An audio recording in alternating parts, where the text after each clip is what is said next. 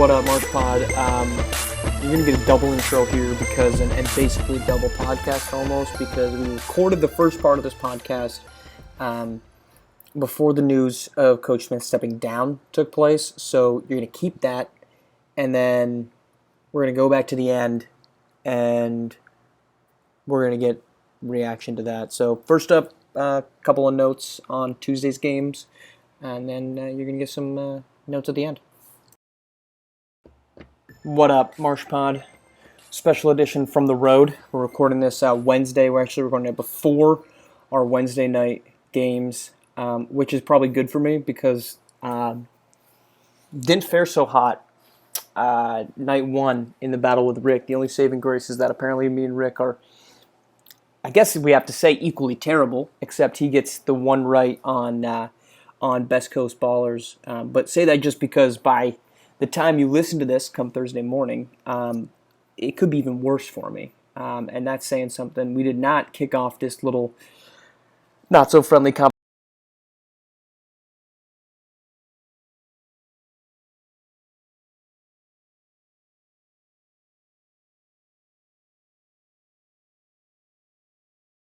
just overall not good. Well, that's okay. We got what, 9 games to make it back.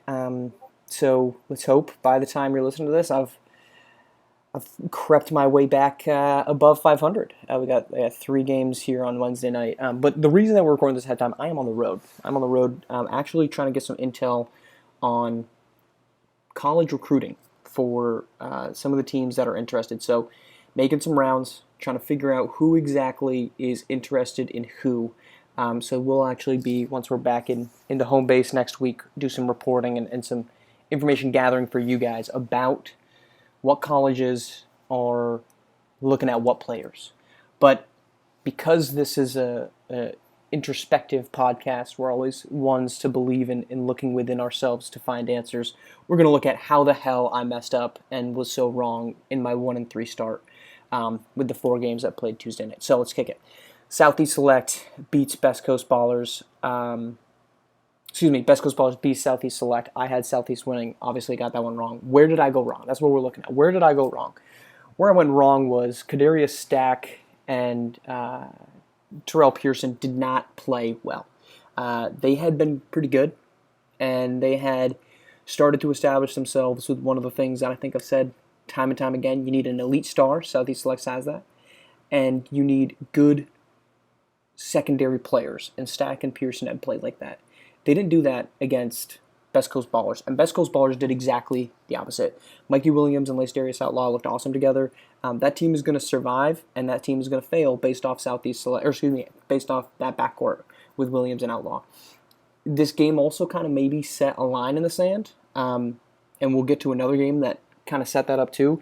I think we're starting to see 2 tiers of basketball teams. We're seeing the top tier teams. Those are you watch out for these teams at all costs. This is a bona fide championship contender. And then there's a second tier below them that's kind of like, hey, they're okay. They're good. They're really good, but maybe they're not just so daunting. Best Coast Ballers is like the top of that list. Southeast Select, I think, has proven they're maybe a little bit further down that list. Looking at the pointless power rankings, I actually had Southeast Select well ahead of Best Coast Ballers, which further proves the pointlessness of it all. That's obviously going to change. Best Coast Ballers played really well, so that's why they're there. All right, second one, Heartland Zombie Stars beats Run DMV. I said it on the pod. My faith has been in Myra Murray.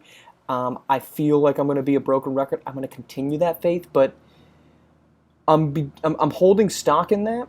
But I'm beginning to test the waters if there's some buyers for that stock. I might be getting ready to sell because this continues to be a team that, with Coach Murray, this is not a detriment to Coach Murray, but they just haven't quite figured it out.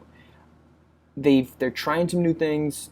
They didn't quite come together the way you would have hoped they would against a Heartland Zombie Stars team that, coming into the game, I've heard a lot out of that team. And from around that team about, look, we're coming, we accept these responsibilities, we accept these losses, and we're going to get better. And it was kind of like, okay, that's great. I'm happy to hear that, but how long are you going to keep saying that until something changes? It changed. The Run DMV is not Showtime. They're not Bay Area. They're not Lone Star basketball, but they're a good basketball team. They're a well-coached basketball team.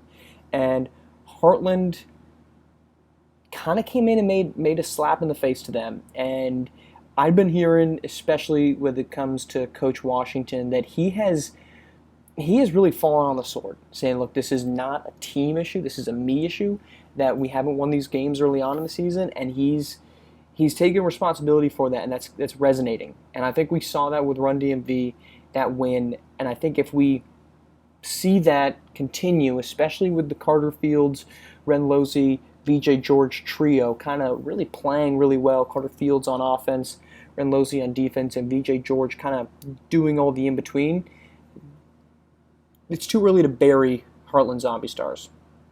Showtime versus Lone Star. I'm going to keep calling them Long Beach State based off of that LBC acronym. But where I went wrong because my one fear with Showtime that I'd said before came true in this game. When Bronny James is merely great and not elite, that's where they get a little dangerous in a bad way. Bronny James was really, really good. 23 points, 11 for 22. They had nothing else going. Bryce was the second highest scorer. Again, the only guy in double figures. He had 10. There's not a lot of offensive dynamicism from this team. I get that that's maybe not where they want to go, and they say, look, we can let Bronny carry the water, but we've seen what happens when a James bloodline carries an otherwise mediocre team. You get really far, and then you don't.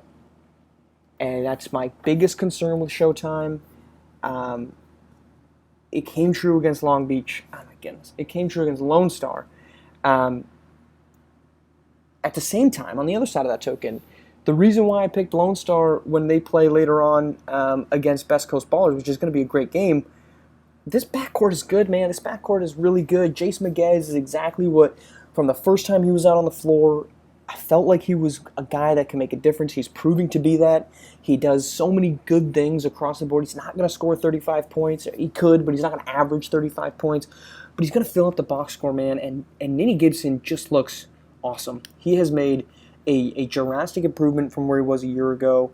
His three-pointers he's a deadly three-point shooter. He showcased just a complete game with the 5 rebounds and 5 assists. Derek Long, splash him in there as a rebounding defensive big. This team's really good.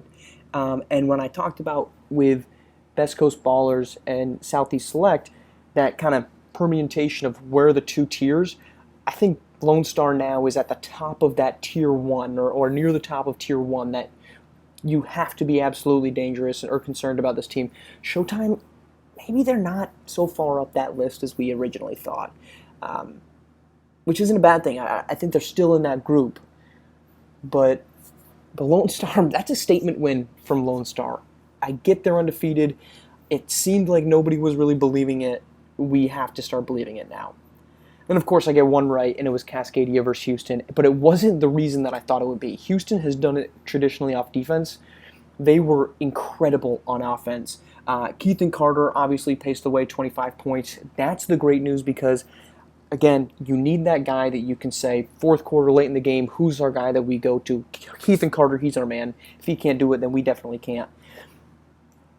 Keith and Carter jumped out there and looked awesome. But they were, at the same time as having that number one guy, they also did a fantastic job of spreading the wealth. Only one player finished sub 50% shooting from the floor in a game in which they scored 64 points. They were very efficient. I take that back, 2 players. No, I'm looking at the wrong one. Sorry, 1 player. They shot 56% from the floor, incredibly efficient. They got guys into spots that made them successful. Obviously, you're not going to get a 3-for-3 night from Cam Jones every night from deep, but that's a huge 9 points in a game that you obviously win by 9.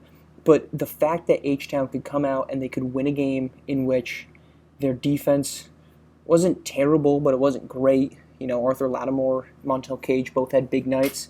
They did a good job of slowing down Jason Tata. Credit to them on that one. Tata had really gotten going in recent games for Cascadia. That was a big win for Houston, for the H-Town Hoopers, that showcase that they've got different wrinkles, which being able to win in multiple different ways and not just saying rinse and repeat, we're going to win on defense, we're going to win on defense, we're going to win on defense. For them to come out and say, look, we're playing against a good offensive team, and we're going to go out and we're going to put up big offensive numbers and go toe-to-toe with them, that's a massive, massive positive for that group. So, again, by the time you are listening to this, let's hope I've improved to, I think I could be 4-3 by the end of Wednesday night's games. I feel good now about, I feel pretty good about two of them. It'll be interesting. Indy kind of has some H-Town, or excuse me, Heartland Zombie Stars vibes to them, so I could see that being a pop-off, but we're sticking with it, obviously. Beast is still my pick. I'm not going to change routes on that, but we'll see. All right, so thanks for sticking with this longer one. So some instant reaction to Coach Smith stepping down. I mean, this is a shocker. I think this is something that I'm not gonna speculate on Coach Smith and what exactly he's dealing with. I know that he stepped away from the yacht club because of health reasons, and then went to Showtime. It very well could be a very similar reasoning for that. I don't think this is a Urban Meyer quote unquote health reason, that left him out of Florida and Ohio State. And this is also not me by any stretch of the imagination comparing off court anythings to the two of them. Just the typical NFL head coach or college football coach that decides to step down for reasons. I don't think that's the case here. I think this is a big loss to Showtime. It's extremely difficult to bring in somebody halfway through, or not even a quarter of the way through a season.